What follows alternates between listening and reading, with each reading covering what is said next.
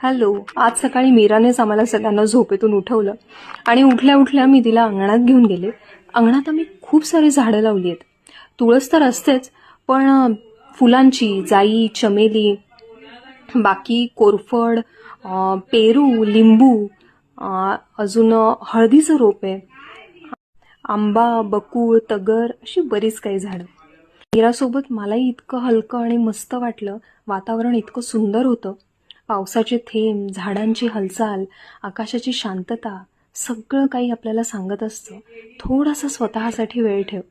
आणि हा मेसेज माझ्यासारख्या सगळ्या बेस्ट मॉमसाठी, ज्या आपलं करिअर आणि सगळं सांभाळून आपल्या बाळाला एकटीने सांभाळत आहेत.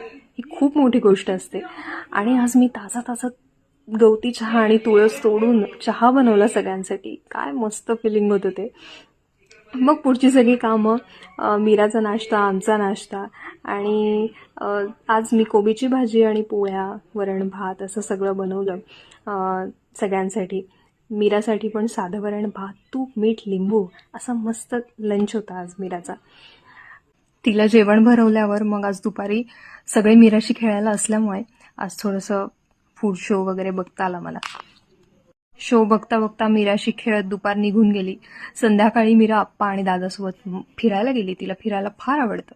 आणि रात्रीच्या जेवणात ॲक्च्युली मी तिला गव्हाचा शिरा बनवला, पण तो तिला अजिबात आवडला नाही. मला पुन्हा तिच्यासाठी भात लावावा लागला. रामरक्षा म्हणून आजचा दिवस संपवला.